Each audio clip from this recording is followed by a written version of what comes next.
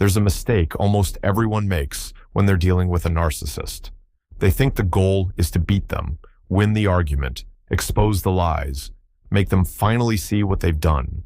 And I understand that impulse, because when someone is gaslighting you, dismissing you, twisting every word you say, the natural human response is to fight back, to prove them wrong, to make them admit it.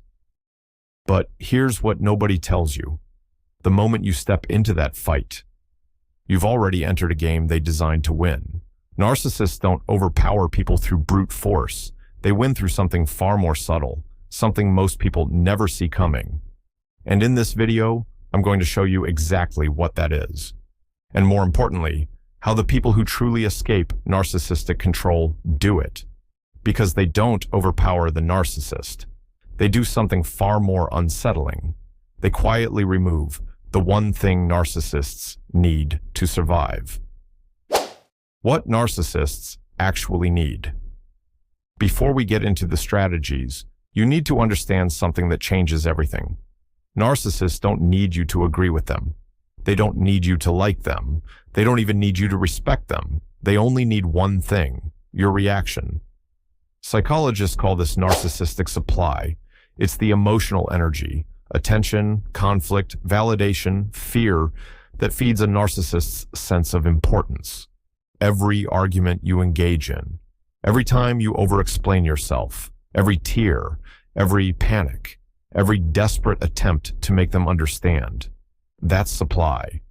And the terrifying truth is this. It doesn't even matter whether the reaction is positive or negative. Rage feeds them just as much as admiration. Your frustration is just as valuable to them as your love, because what they're actually addicted to isn't your approval, it's your emotional presence. Once you understand that, everything shifts. The goal stops being, how do I defeat this person, and becomes something far more powerful. How do I become someone they can no longer control? There are 7 ways to do that, and they work. Not because they punish the narcissist, but because they systematically dismantle every lever they use to pull you. The trap. Most people fall into. Imagine falling into quicksand. Your instinct is to fight, thrash, push against it with everything you have. But every movement, every struggle, pulls you deeper. The harder you resist, the faster you sink.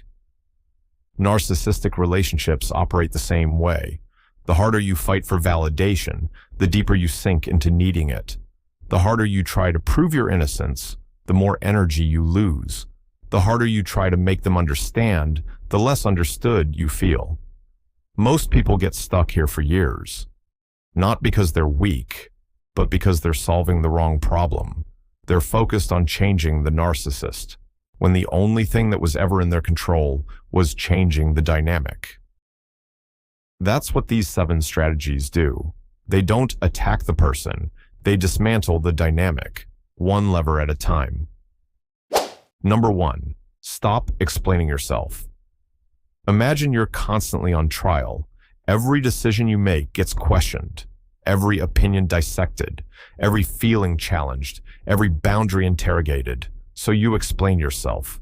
Because that's what reasonable people do, right? Reasonable people talk things through. Reasonable people justify themselves when they're accused. But here's what's actually happening. With a narcissist, every explanation you give is ammunition. Every defense is an opening. Every justification extends the conversation, which is exactly what they want. You've probably noticed it.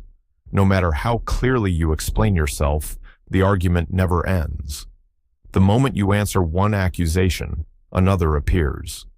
The topic shifts. Something you said 3 years ago suddenly enters the room. You find yourself defending things you didn't even do. That's not an accident.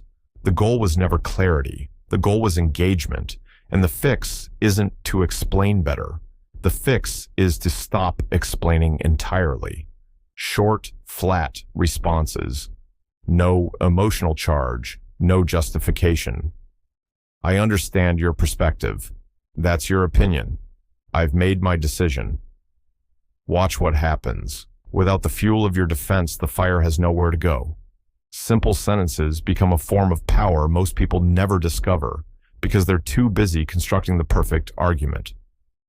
Number 2, master emotional neutrality. Think of a fire.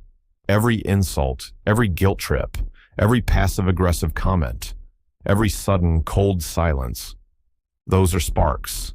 And your emotional reaction, that's the oxygen. Here's something that might disturb you. Some narcissists actually feel more alive during conflict. Your anger energizes them. Your tears validate them. Your desperation gives them a sense of control they crave. Even your attempts to defend yourself can feed the dynamic, because attention is attention. Whether it's positive or negative, it confirms that they matter, that they have power over you. So what's the counter? Not becoming emotionless. That's impossible. And honestly, trying to completely suppress your emotions causes its own damage. The goal is intentional calm, responding instead of reacting, choosing your energy instead of having it pulled from you. Imagine they escalate. They're expecting panic. They're expecting outrage. They're bracing for the dramatic, satisfying explosion they've learned to rely on. Instead, they get silence, a measured response, a face that gives them nothing. The emotional reward disappears, and without that reward, the provocation loses its purpose. You haven't won a fight. You've removed the reason to fight in the first place. But emotional neutrality alone isn't enough, because even a calm person can be controlled, as long as they're still paying attention. Number 3, protect your attention like it's gold. Most people think narcissists control people's actions, but that's not actually where their power lives. Narcissists control attention, and attention is the most valuable resource you have. Think about the invisible cost. How much mental real estate does this person occupy in your day? How many imaginary arguments play out in your head during your commute? How many hours go into replaying a conversation, picking it apart, constructing what you should have said? How much of your mental and emotional life, your finite, irreplaceable life, is being consumed by one difficult person? That is the real damage, not the confrontations themselves, the quiet, daily hemorrhage of your focus. Because here's what's true about attention. What you focus on grows. Whoever occupies your mental space gains power, whether they deserve it or not. Reclaiming your attention isn't about forcing yourself to stop thinking about someone. It's about giving your mind somewhere better to go. A goal worth chasing, a relationship worth investing in, a project that needs what you've been wasting on them. The less mental territory they occupy, the smaller they become. And here's what's fascinating. Many narcissists find genuine indifference more threatening than anger. Anger means you still care. Indifference means they've lost their importance to you, and losing importance is their deepest fear. Number 4, make your boundaries boring. Most people think setting a boundary is a declaration, an announcement, a statement of power delivered at the peak of an argument. It isn't. And that's exactly why most boundaries fail. Healthy boundaries aren't dramatic. They're boring, consistent, predictable, calm. Think of a brick wall. It doesn't argue. It doesn't negotiate. It doesn't explain why it's a wall or justify its existence. It simply is. And it doesn't move. When people set emotional boundaries, shouting them during conflicts, explaining them at length, defending them repeatedly, narcissists hear an invitation. A negotiation has opened. There's emotion to engage with, energy to extract. A calm boundary sounds different. I won't continue this conversation if you're raising your voice. And then, and this is the critical part, you leave. Not after a warning, not after escalation. Immediately, the first time, every time. The power isn't in the words, it's in the consistency. Because consistency creates the one thing narcissists genuinely struggle with: consequences, not punishment you deliver. Natural, automatic results that follow the same pattern every time, without drama, without negotiation, without exception. Boring boundaries are the strongest kind. Number 5, stop seeking closure from the person who created the confusion. There's a question that keeps more people trapped than almost anything else. Why did they do it? Why did they lie when the truth would have been easier? Why did they twist something so clearly real? Why did they seem to care and then not? Why won't they just admit what happened? These feel like reasonable questions. They feel like something you deserve answers to.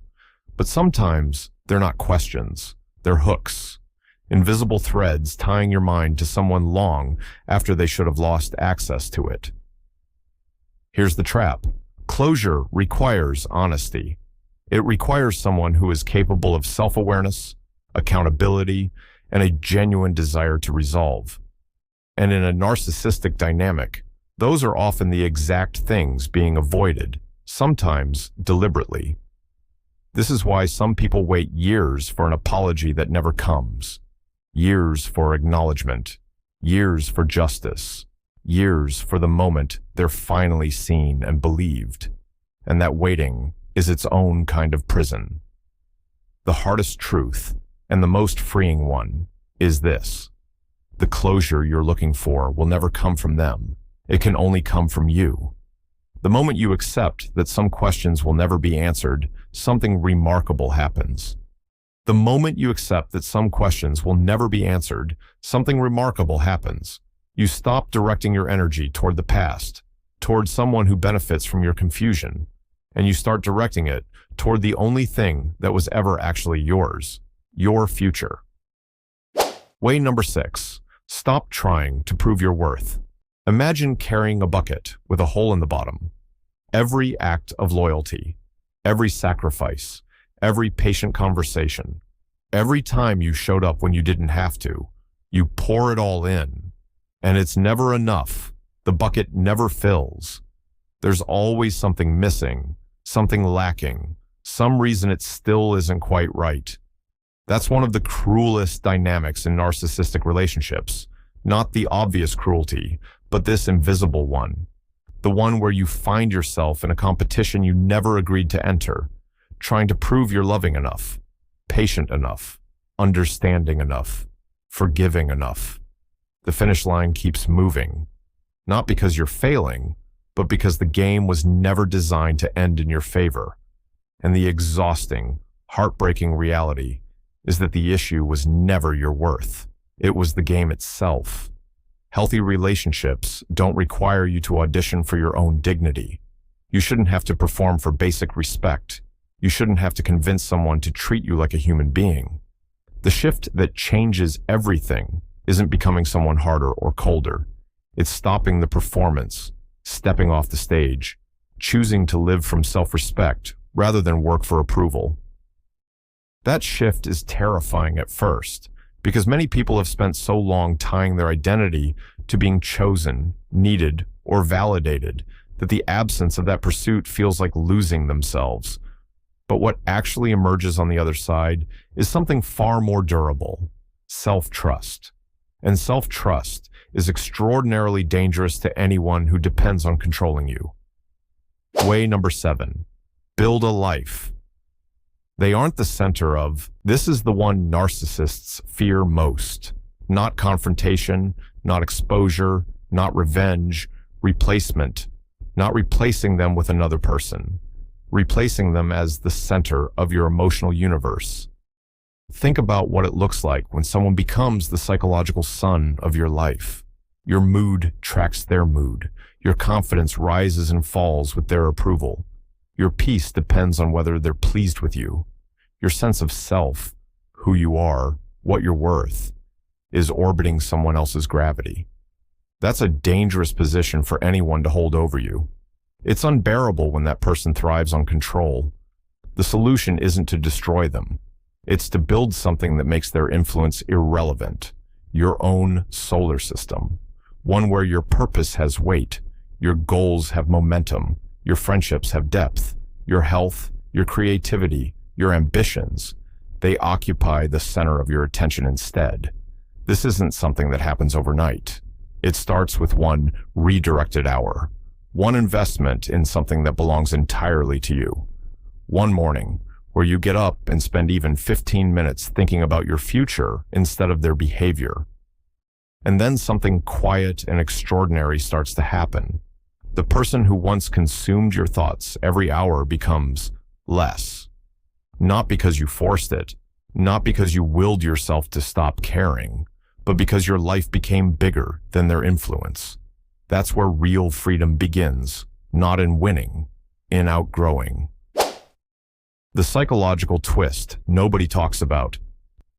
People always ask, how do I win against a narcissist? But that's the wrong question. And the reason it's wrong is subtle, because it still positions the narcissist as the main character. Your whole strategy is organized around them, defeating them, exposing them, making them feel what you felt. You're still in their orbit. Let me ask you something different. What would winning actually look like? Getting the apology you've been waiting for? Maybe that would feel satisfying for a moment. Exposing them to people who doubted you? Probably some relief, temporarily. Making them feel the same pain they caused you? Possibly, until the emptiness after.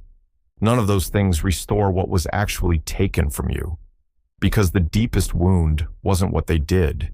It was what happened to your relationship with yourself in the process. The habit of second-guessing your own perceptions. The anxiety that became your baseline. The way you started shrinking yourself to avoid conflict. The slow erosion of trusting your own instincts. That's the real damage. And that's where the real victory has to happen. The real victory is trusting your perceptions again. The real victory is setting a boundary and not drowning in guilt afterward. The real victory is needing no one's permission to exist as fully yourself. When that happens, something fascinating occurs.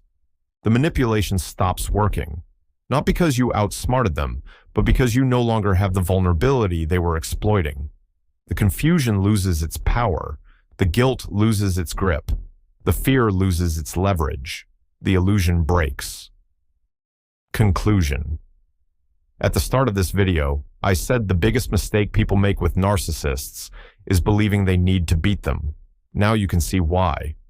The more obsessed you become with defeating them, the more attention they consume, the more space they take up in your mind.